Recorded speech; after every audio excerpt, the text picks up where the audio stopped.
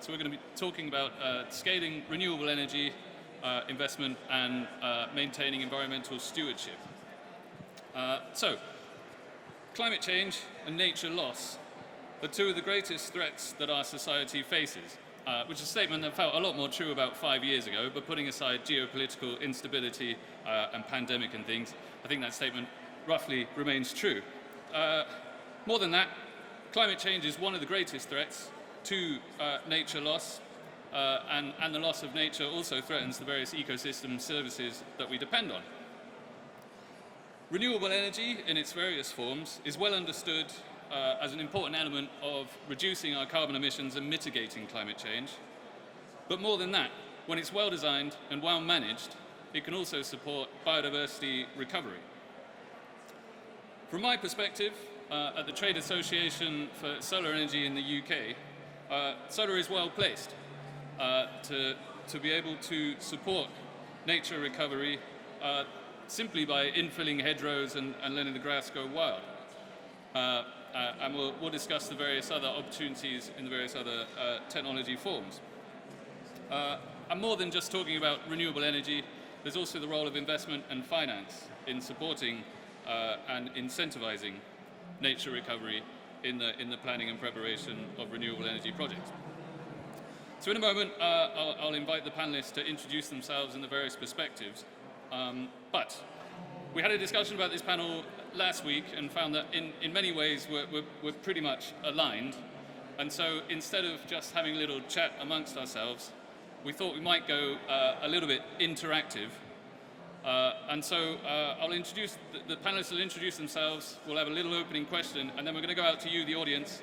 And as you're just a small group, maybe this can be quite an intimate conversation between the panelists and yourselves. And that way we won't just be talking amongst ourselves the various ways that renewable energy is good for nature, but actually we'll learn a little bit about what you, the audience, and the general public, and what is quite a varied audience, think about this topic and the various issues, and hopefully we'll be able to answer some of your thoughts and concerns. So first I'll introduce myself. So I'm a senior policy analyst at Solar Energy UK, the Trade Association for Solar Energy in the UK. And I lead on a lot of our natural capital work. I'm the secretary of our Natural Capital Steering Group, which brings together industry experts in natural capital. I also sort of draft and edit and publish our annual Biodiversity on Solar Farms report, which brings together an evidence base of monitoring on solar farms every year, highlighting how well-designed and well-managed solar farms are good for nature. And we actually launched our most recent report in Parliament last week alongside RSPB, which demonstrates the strength of the evidence that we're producing as an industry. So I'll pass over to the panelists to introduce themselves, and maybe we'll go along the line. So Dean, if you want to open up. Thanks very much. Can you hear me okay? Good. So before I start, I'm very used to talking to energy-related audiences. So I'm quite interested to know just who's out there. So could you raise your hand if your interests or your activities or your work is nature-based? Are you on the nature stage because you're involved with nature? Okay, I can see about half. That's good. And how many people are involved with energy? Any type of energy? This is good. Okay, sort of wavering hands. So we've got some energy and some nature.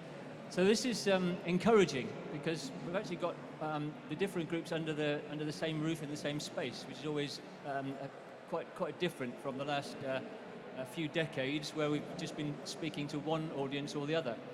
So I should explain then. My name's Dean Cooper. I'm the global energy lead for WWF. Now my background is very much energy sector. I spent 30 years trying to promote renewable energy around the world internationally. Different countries. And if I'm honest, I spent a lot of time talking to other energy people. And I didn't really realize there was a bigger world out there. And so it was only really when I joined WWF about 5 years ago that I started to realize that actually energy, even renewable energy, has consequences. How long should I go on? Is this an intro or is this a talk? Shall I leave it there? Yeah, we'll do intros first and then we'll go into it. Let me pass on. Okay, so I'll tell you more about that in a bit. Okay, thanks. Thanks. I'm going to have to be really quick now. So I'm Seb Dunnett. I'm the Energy Transition Lead at UNEP WCMC. UNEP WCMC is the Global Centre for Biodiversity Science of the UN.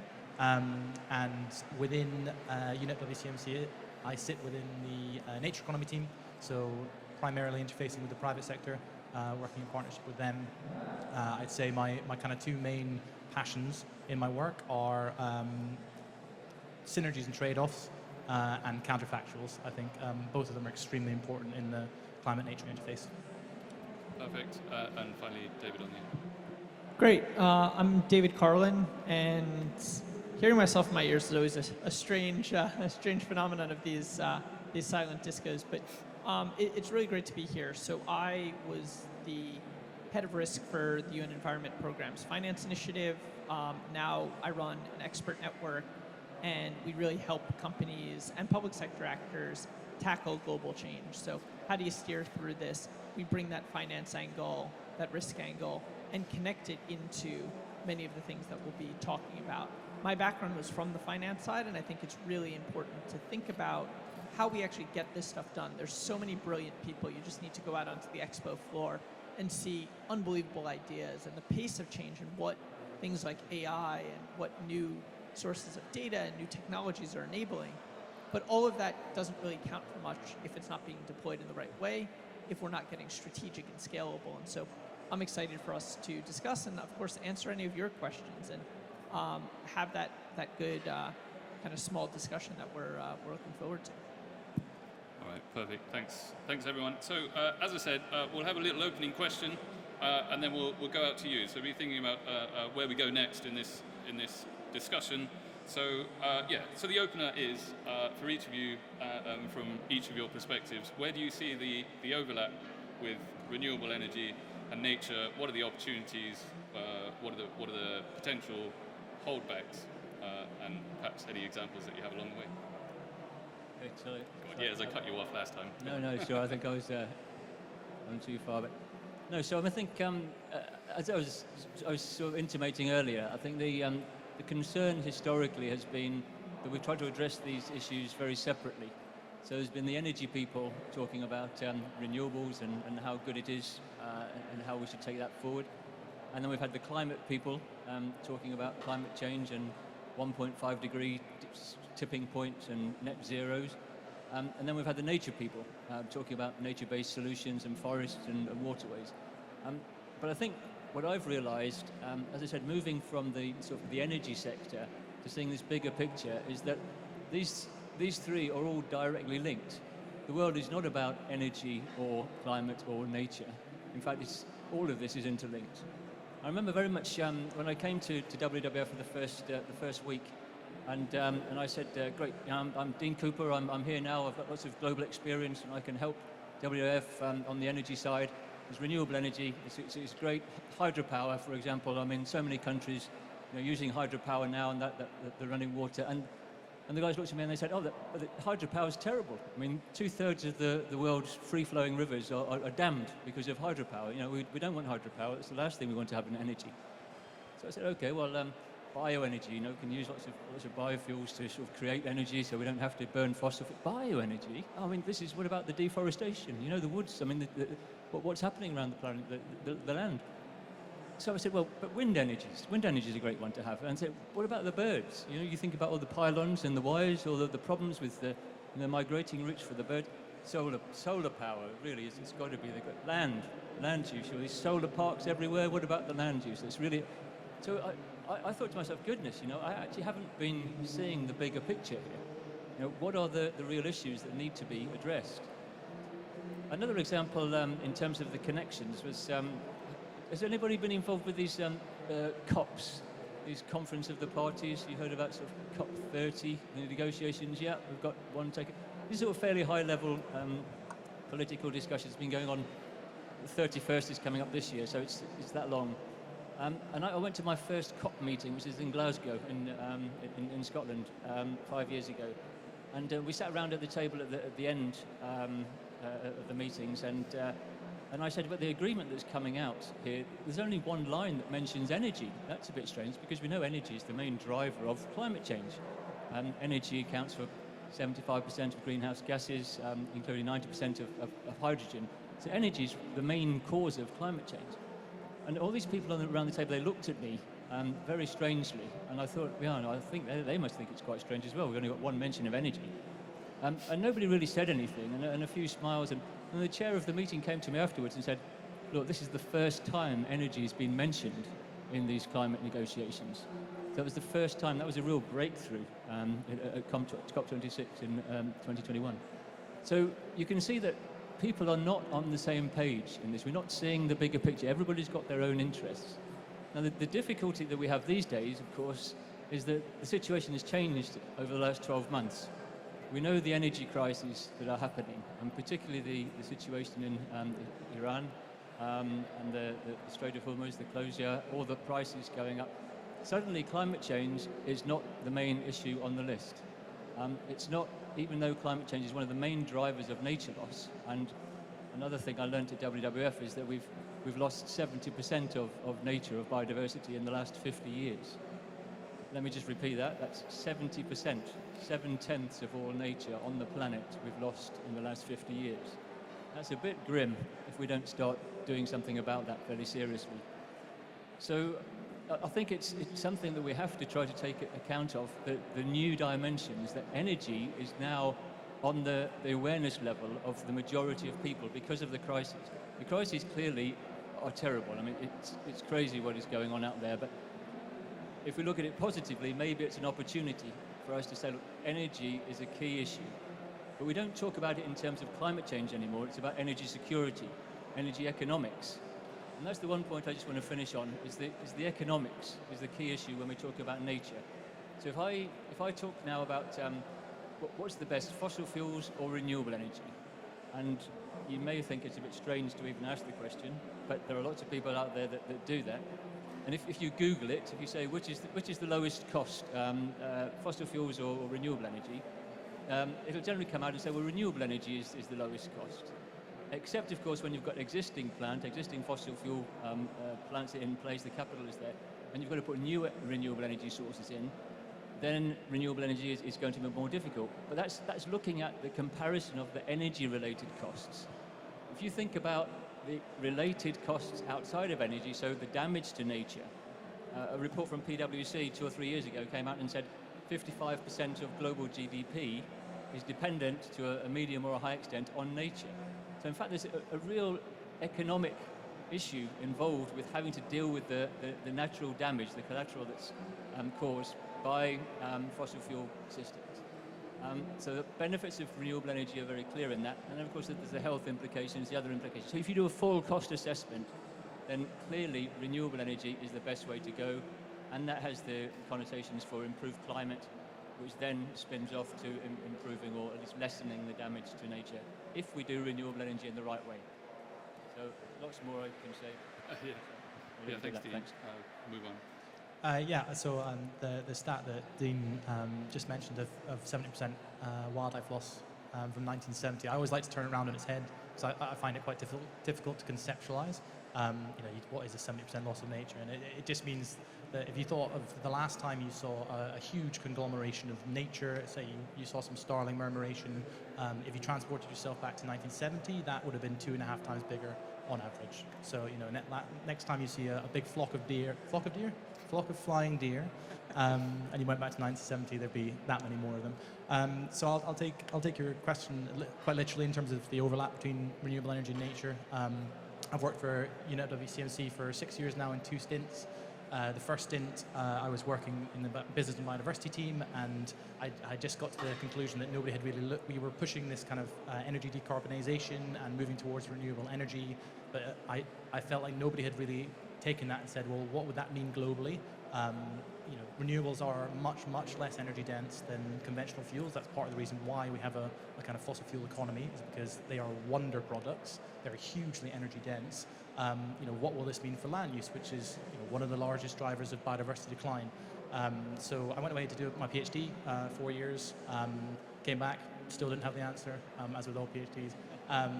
But I took kind of global data for renewable energy and where it was likely to expand, looked at global conservation areas and said, you know what, on a global scale, we can do this. There's easily enough room for both at a global scale.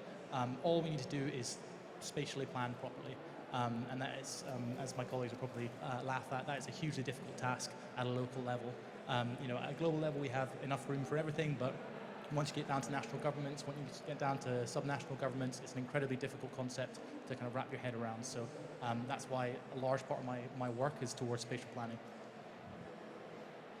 Yeah, I think one of the big things that I see when we consider the intersection of renewables and nature is the need to get beyond the headlines. I think you see this all the time on both sides of the debate, but it's the lack of nuance that, again, really breaks down the ability to make coherent policy, to scale these things. And what I mean by that is talk about renewables, and we should have a very honest and open discussion about the mining implications, the implications for social welfare, especially in places where people are, in many cases, not being adequately compensated for the work that is done, that goes into many of these products. So that is absolutely something that needs to be discussed.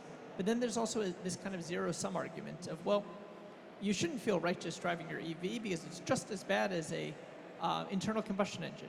No, it's not. It's definitively not, and the evidence there is undeniable.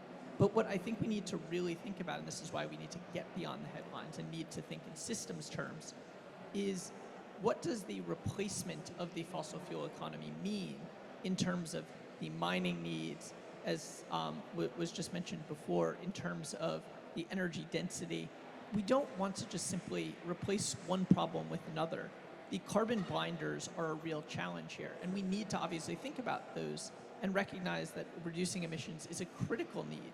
But doing it at the expense of nature, doing it at the expense of ecosystems, is not going to be an acceptable solution. And I think more and more what I see is a need to have the real accounting for this, because there are benefits. Yes, for instance, an EV does have materials in it that do have emissions associated. And yet it is incontrovertibly true that even on the dirtiest grid, that EV will massively reduce emissions relative to its internal combustion engine partner. My question is, one, once we recognize that, once we appreciate that, then I think the right answer is not, let's do the replacement, because one, that doesn't get us all the way there on climate change, by no means, nor do we think about the unintended consequences. And so I really think it's a critical thing for us to do, to recognize what those unintended consequences look like. I always love the stories about how humans have meddled with biodiversity and nature in the past and been shown how little we know. We think about the cane toads in Australia as the canonical example. Bring them, eat the mosquitoes, eat the bugs. Oh, suddenly, wait, now we have to get rid of these. Do we use poison? Do we use other animals? Oh, wait, if we bring in other animals, do they kill local wildlife? And so recognizing that these are complex systems before we sort of push full speed ahead, either on the right-wing argument of none of this stuff matters, or on the left-wing view of everything needs to be considered, we really need to recognize that combination of a need for action and a consideration of the system. And I think that's where mature policymaking goes. That's where good policymaking goes. That's why we have the discussions, have the evidence, have the research. Because otherwise, again, I think we end up creating unintended consequences. We're seeing that today, on the AI side with data centers, with water usage. We're seeing with energy demand usage between individual communities and these centers. So think about this when you really scale that up. What are those implications? And I think we need to ask those questions and plan before we get to a point where we say, we accidentally cut down a ton of virgin forests. Why? To provide bioenergy to people halfway around the world. Well, that didn't make a lot of sense. All right, perfect. Well, that should be a pretty broad opening of the discussion and give you a bit of a feeling for the expertise on the panels. So, does anyone have a question for the panel and a direction we'd like to go in? This one at the back there. You have a microphone? At the back.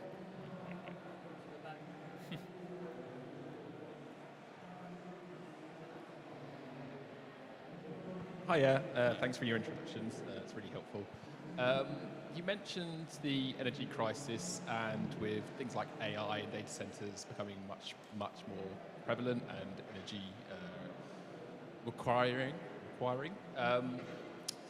what are the steps that renewable energy companies can take to make sure that you're properly assessing nature and biodiversity, and also what's the business case for them to do that? Does anyone want to pick that up? Sure, yeah, I can pick it up. Can you repeat the first part? Sorry, I've already forgotten the first part. Have you lost the microphone? Okay, it's renewable energy.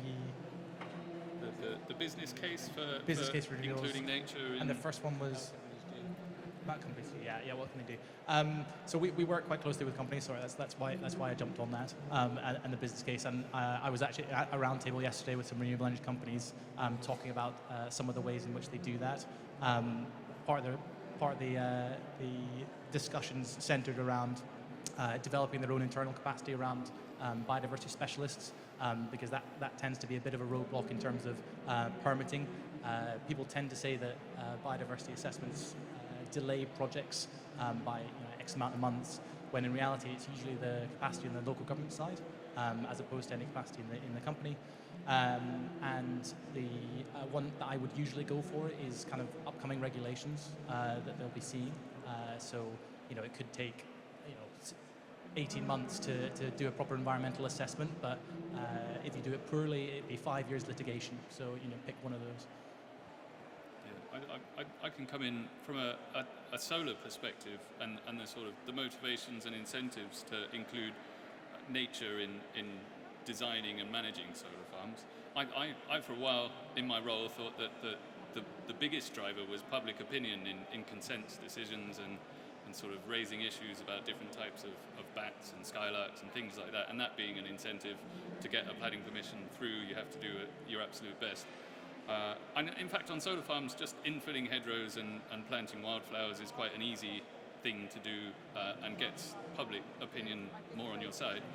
But actually, it's amongst our members that are largely sort of backed by funds. They're actually incentivized to go much, much further. A lot of investment in solar energy is considered an ESG investment, and so that nature case alongside the renewable energy is already a huge motivator. So a lot of our bigger members, which you might not have thought would put nature as a big element of the farms that they're preparing, actually push harder and harder on nature and are some of our biggest contributors in that sense. Did anyone else want to go? No, I could say, just coming down to the point I mentioned earlier, it's the reality is that businesses are driven by bottom line.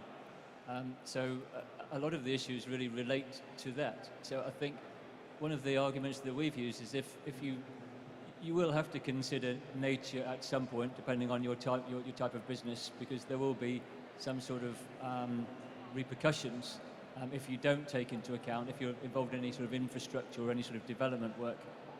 And the issue or the argument we're always putting forward is that it's going to be a lot larger cost to try to recover the damage and replenish and restore anything that you've done previously.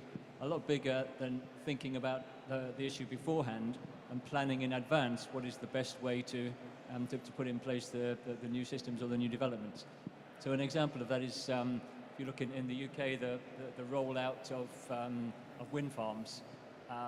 You can try to find your area of land, your community that you want to put your wind farm in, and then go ahead with it. There's lots of regulation in the UK anyway. But if you're then in a situation where you're going to be causing damage to, as we talked about before, the bird life comes into that, and any sort of land use issues that are raised afterwards, then you can be faced with even having to sort of relocate some of the systems, or paying costs, or offsetting costs for farmers that can't use land or can't generate income. So it's a question of trying to do the planning ahead, thinking in the longer term rather than looking at the short-term immediate costs. And so I think that's a motivator, is tending to put it on a cost basis, and that tends to get a bit more traction. But from your side, was there any particular case that you were thinking about? Any sort of experience yourself? Okay. They cede the microphone. I made that mistake. Okay. So. Is there anyone else with a question in the audience? Yeah. Thank you for the introduction. I'm interested in your experience, which is more UK-based, I presume, for you. But I'm interested in the global south. Looking at the global south, looking at the opportunities, looking at the limitations, looking at the potential damage that is not regulated. Where is the biggest pressure? Because most of the projects that we get involved in always struggle to get the finances right. There's very little attention for nature in the calculation, because energy is so important. How can we get nature on the agenda, and how can we get that linked to the right finances to come to the table? Because, to be honest, also the finance side is not necessarily very interested in the nature dimension. Definitely cede to the panel on that. Well, I think we had, at least from the EU side, a particularly good approach initially with the CS-DDD, the due diligence directive, using the resources of large companies to push accountability, to say these are areas where you can't operate with impunity because national and local regulations aren't in place. We've seen that was probably the most fierce area of fight back in the recent omnibus and updates. And yes, it did convey a significant burden on some small companies, but for the most part, even what has come out for that limited sector that needs to look at this, it's still relatively soft in terms of those consequences. So I think accountability from the purchasers and end users is essential. Of course, local regulation is going to be key, but in many cases, it's happening in places where those regulations don't exist. And I think what we do need to do is have a really honest conversation amongst ourselves in the sustainability community, in the renewable energy community. And again, it isn't all one or the other. We should, stop doing this. No, we should really reckon with the fact that it's not just oil and gas, it's not just tin, it's not just minerals for electronics, but many of the things that we consider to be essential to the green transformation, the green revolution, we need to be accountable to that as well. And I think in the same way that we need way, way better accountability on the corporate side, I would also say we as a community can speak up more, and we as a community can be unafraid of, oh, well, if I say that there's a concern about human rights there, if I say there's that, well, isn't that going to negate the whole argument? No, it shouldn't, and it won't. But I think as these stories come to light, we vastly underestimate how damaging they are. Like, if you really think about pre-ESG, the CSR dialogue, where did these things come from? It comes from anecdotes, the sweatshops with certain manufacturers, the Foxconn facilities with electronics, these specific incidences. And I think people massively underestimate how bad it is until it reaches public awareness. And I think we have a moral obligation, but we also, quite frankly, have an economic obligation to get these things right within our own house as well. So just adding to that, because I agree with all of the points here, but I do think as well it's something that we've got to take one step further. So it's obviously important for us all to go away and consider this and discuss and work out what we should be trying to, what messages we should convey to some of the regulators or some of the governments. And I guess that's very much where I've been for many years. But more recently, we've got to the point to say, look, what can we actually do about this in practical terms? Exactly what you're saying. Every country is very different. So my sort of global remit means that it's very challenging to look at what different countries are going to need at different stages. Everywhere needs something different. But in order for us to address the issue, we've got to tailor some specific action to the local conditions, which means working with local partners, and not as people as a sort of an add-on, but rather as people that we talk to up front to work out what needs to be done in the countries. Now, our sort of position, our headline position at WWF on energy is we want to get to 100% renewables, faster, greener, and fairer. Now, that all sounds very nice, and it's very important. Particularly if we think these days of the faster element, we talk about this net zero issue at 2050. If you look at the IPCC numbers, the world's going to be a pretty grim place by 2050 unless we make some more dramatic changes. So we've tried to say, well, what does that mean, faster, greener, fairer? I mean, we need to have fossil fuel phase out, we've got to have energy efficiency, we need renewables. If we want renewables, we've got to have electrification. Now, how can we then have activity in all countries, including in Africa, Latin America, Asian countries, that allows the faster rollout of renewable energy in a way that's not going to damage the environment, which is done in a sense that is a just transition, particularly between the north and south, given that it's the north that's really been responsible for a lot of the damage we have at the moment. Now, one of the things we do from the nature point of view, which is quite well developed in the northern hemisphere, is we say, okay, these are key biodiversity zones. You know, if we're going to roll out renewable energy, you shouldn't go into these areas. Or we have marine spatial areas, which we have sort of limits that we're not allowed to develop renewable energy, any offshore activities. The problem with that is that it needs a lot of regulation, it needs a lot of preparation, and it needs a lot of enforcement, which again is, you know, we have some capacity in some northern countries. In Africa, it's going to be very difficult to go to the government of Madagascar and say, okay, well, you shouldn't really develop these areas because they're very sensitive, and don't let renewable energy companies put any offshore systems in here, because how are they going to manage to enforce that process? So what we've tried to do is to sort of to say, look, let's get a bit more specific in terms of the action plans and think a bit innovatively in terms of how we can motivate people to do the right thing in terms of rolling out renewables.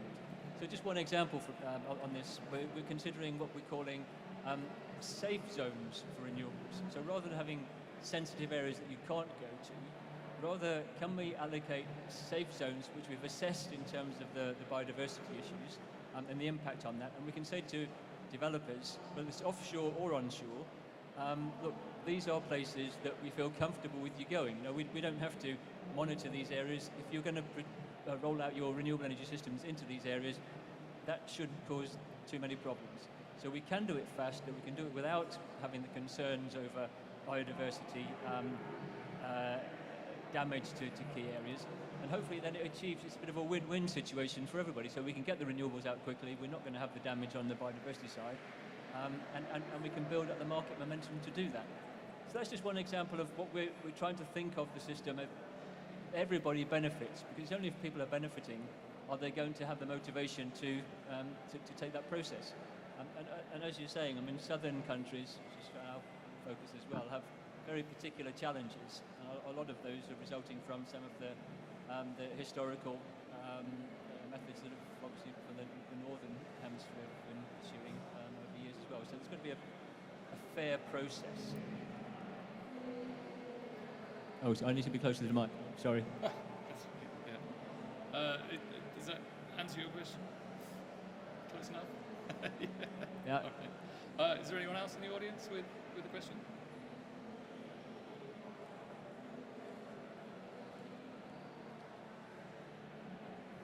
Thank you, that's really helpful. Just on those safe zones, though, I'm not completely sure, how is that easier to direct people towards safe zones and enforce and monitor that versus not going into key biodiversity areas, for example? Could you just elaborate a bit more? Sure. It's a question of obviously the process of mapping out these areas is something that we can do quite in terms of existing data that is in place already. What we've done so far is to work with, such as through our Danish office, so WF Denmark, so looking at the Baltic Sea and the areas there, obviously taking into account sort of shipping areas and then so what we know about the biodiversity or the marine implications in those areas. So it's a question of having the mapping using existing areas, but then enforcing it doesn't mean that you've got to watch whether people are doing in that area afterwards.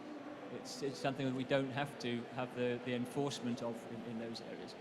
But at the moment it's something that we're looking at to try to see if we can map more broadly. The European Space Agency, in fact, I've been speaking to recently because they've got the satellite technology, quite interested to see if we can take that further forwards from the global perspective. But it's a starting point in a process. And this morning I was talking, for example, to the Wind Europe, and they were saying, well, in Europe they tried these no-go zones. They tried these go-to zones. And I said, well, that's interesting. That's a similar sort of thing that we're looking at. And they said it was a bit of a disaster because people thought that if these were go-to zones, then they couldn't go anywhere else. So in fact, everybody had to go to these only zones, and it sort of took away all the competition from other areas and provoked lots of other issues. So we have to think about it carefully in advance so that we can see how we're going to get the main benefits out of that. But it's under development. So if you're interested in being involved in that, or anybody else is interested in being involved, please let me know. I'd be keen to explore further. Do you want to come in on that? I can't see properly. That's not Noel, is it? It is Noel. Hi, Noel. I can't really see. It's the plant in the audience. Yeah, it's a plant. Yeah.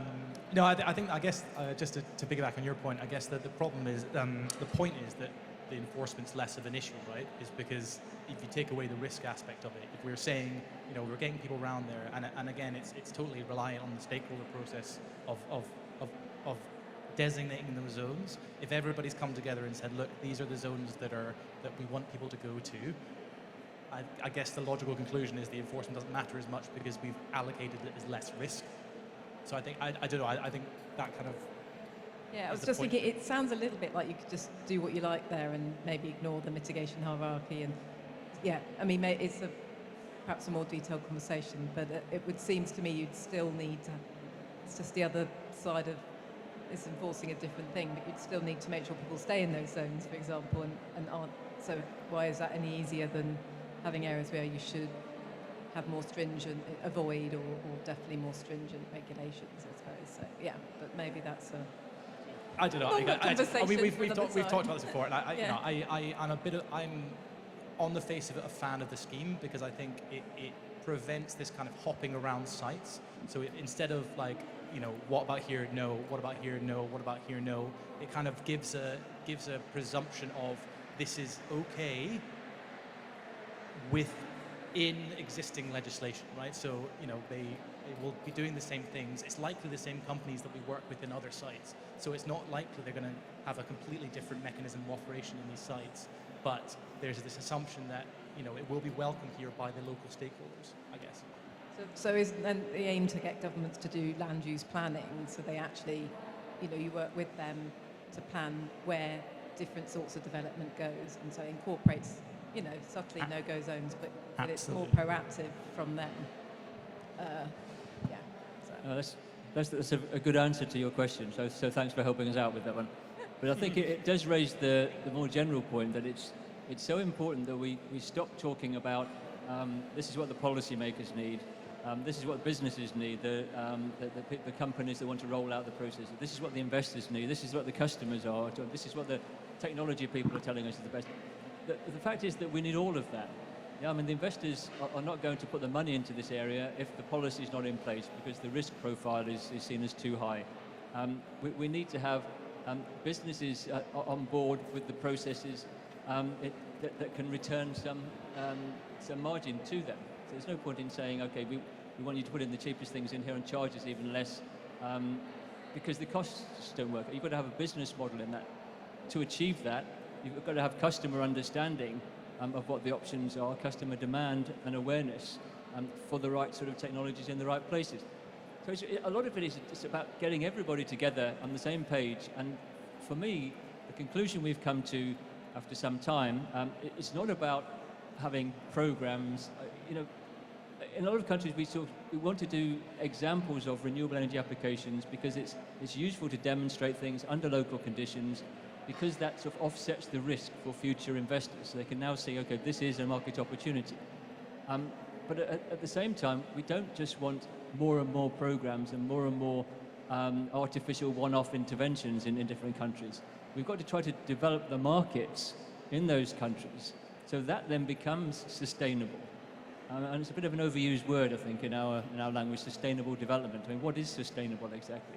It doesn't mean that the government's just going to pump more and more money into this and the taxpayers have got to offset all the costs. We need the market development of the private sector that is going to make these applications sustainable in whichever country we're talking about, but then we need local knowledge to understand that.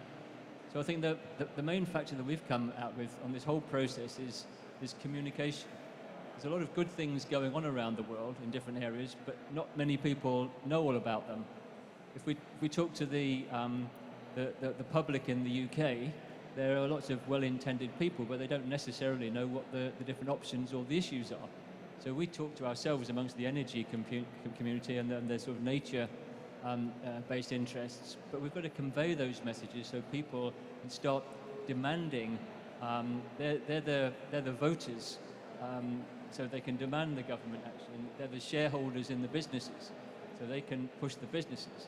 They're the pension holders in some of the pension funds, so they can push the finances. So we need more education, more awareness amongst just the general population, so we can start driving that process. All right, we might have time for another one. Got someone here. We've got a microphone. Hi guys, thanks.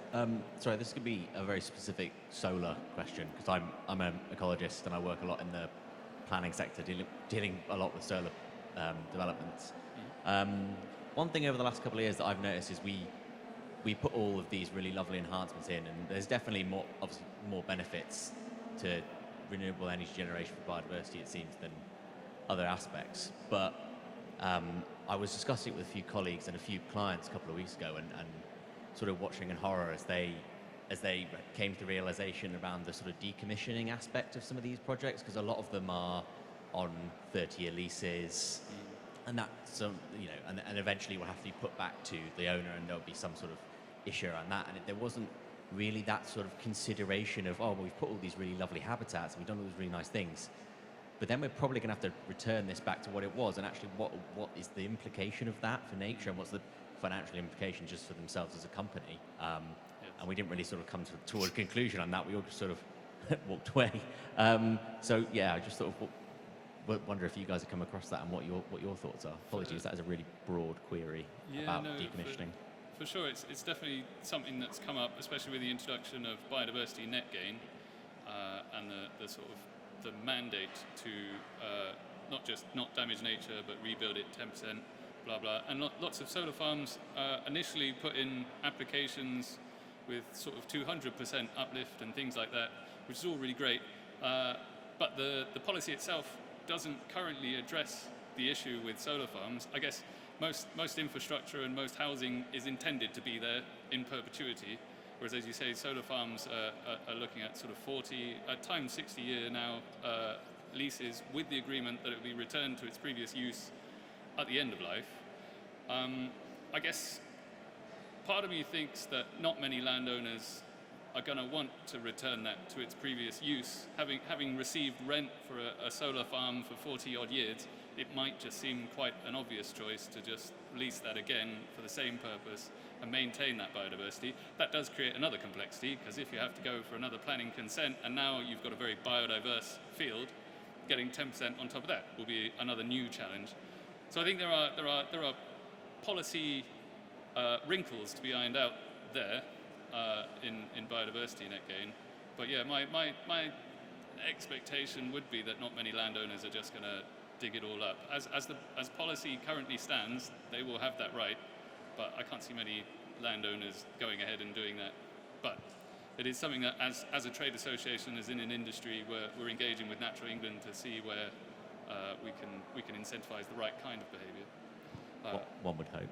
Yeah. I don't know if anyone else had any thoughts on that type of unforeseen policy consequence or loop sort of. Well, I was kind of thinking about an analogy a bit to the mining sector, and when we think about the end of life and how inadequate historically the ability to kind of transition from a closed site to one that is actually restored. And it's not just about the emissions, uncapped wells, you hear about that, but really almost any kind of mining. And it's not just on the cleanup. In some ways, the cleanup bits are the easier ones because they generate public interest. There's lawsuits, but the financial burden that kind of sits around at the end, you think about kind of a bullet loan, and on some ways that's kind of what the bullet expense is. It's like nothing, or operating costs. Oh, big thing at the end when you don't have operating revenue, and obviously, mining companies have figured out a variety of ways, a variety of legal structures to avoid that kind of consideration. But the thing that worries me on the financial side is I'm not sure how much planning is being done for that to really consider. And I come at this more from thinking about the early retirement of various fossil assets, but I think it's equally true when it comes to end of life for renewables. And it's not to say that those things won't be there, but again, we rarely, whether it's the abatement side or it's simply the renewal side, we don't necessarily really think about, oh, at the end of this, we're going to need to do this again, or we're going to need to transition it back. But the kind of leaving it to rot is no one's definition of socially acceptable. So eager to hear from others on the panel and how they're thinking about this too. I think this is probably where I can bang my sector exceptionalism gong or hit the sign. Is that I always try and push back on points like that in terms of, no one's ever had this problem before. Like, what are we going to do? As David says, mining is a classic example of decommissioning and all the complexities around that. I'd kind of expand it to extractives generally, so oil and gas. If you think about it, offshore wind is just offshore infrastructure. Oil and gas have been Oil and gas have done that for a long time. They've had decommissioning impacts. I think there's transferable skills there. There's transferable knowledge. Within the UK architecture, there will be other land uses that have similar leases that will have dealt with these issues. So I think it's I always try and bang the drum for kind of cross-sectoral collaboration on these things, and not to say that this is a specific issue for our industry. Thanks, guys. No problem. We'll go on. Dean. I just want to add one.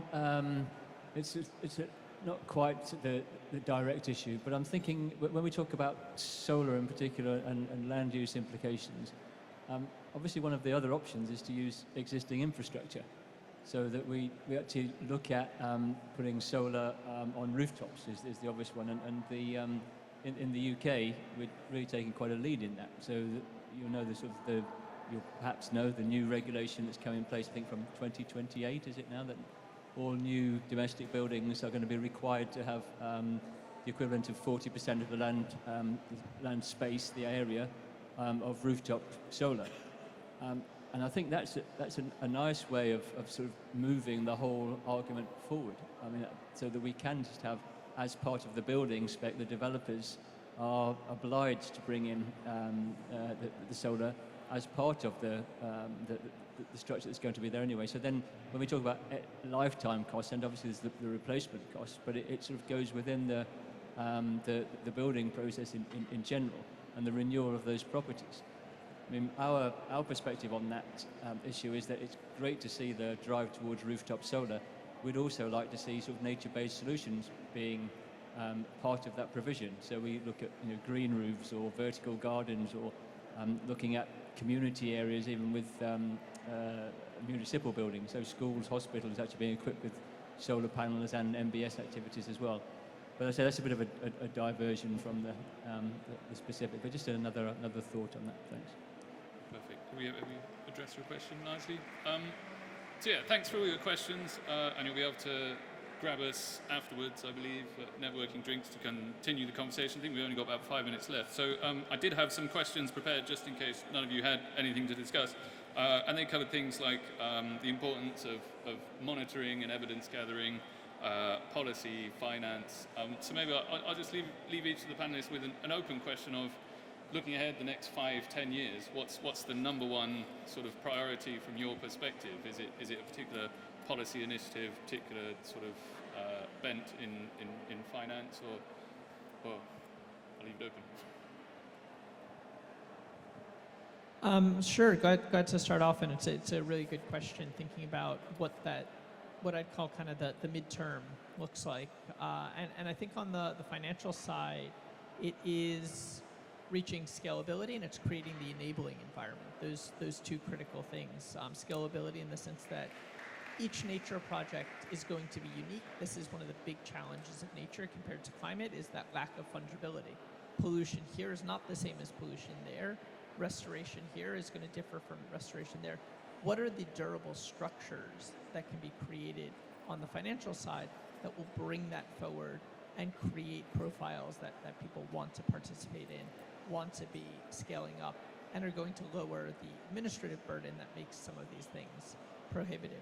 The second part of the enabling environment is there really is a role for policymakers. There's an absolute need for a clear rules of the game, a clear set of expectations, whether those policymakers are local, so in country where there is nature to be protected, or whether those countries are involved in further downstream the processing and development, thinking about kind of corporations and where they're domiciled. But to me, that's going to be a critical part tying back to the first one, because it will create both a clarity of market demand, a clear economic incentive on the cost side, and I think what we find is when a mandate is put on an industry, they find ways to innovate. To me, this is the great kind of combination of public and private together.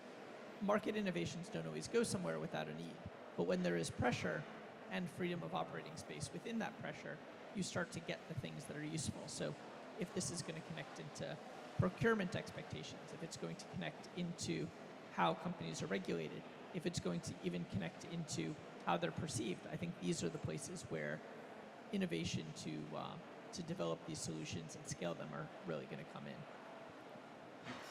Mine's probably a research direction.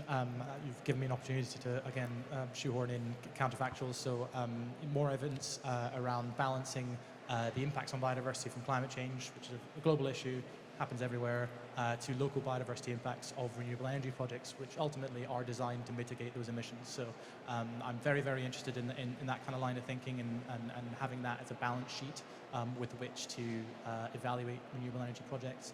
I think about it a lot about as the trolley problem. Do people know the trolley problem? You know, you have two tracks, 5 people are on one track, one person's on the other track. Do you switch the lever? And I feel like the kind of climate change impacts on biodiversity are the 5 people, because it's, you know, climate change is going to be the biggest driver of biodiversity loss over the coming decades. It's land use at the moment. It will be climate change. And putting in these renewable energy projects, they will have impacts on biodiversity. There's no doubting that. But how do we evaluate that against the possible saves from mitigating emissions? Thanks. I mean, I guess from my point of view, it's a question of we want as much renewable energy as we can, as quickly as possible, but we want that to be nature-safe energy. So just taking into account the impact. So it's what I said earlier about faster, greener, and fairer. So let's think about doing as quickly as possible, a lot more quickly than people are recognizing, paying attention to the impact. Infrastructure is always going to have some impact. Let's minimize that impact and do it in a way that's going to have as little damage as possible. But let's also think about the equity side of it. And it's not just north-south in terms of global, but people that are at the moment dependent upon income from the fossil fuel industry. They're working on the oil rigs or the gas extraction. What are they going to do when we shift to renewable energy? So we need to provide alternatives and opportunities so those people see that as a positive step and not a constraint. And I guess the final thing I'd say is what next?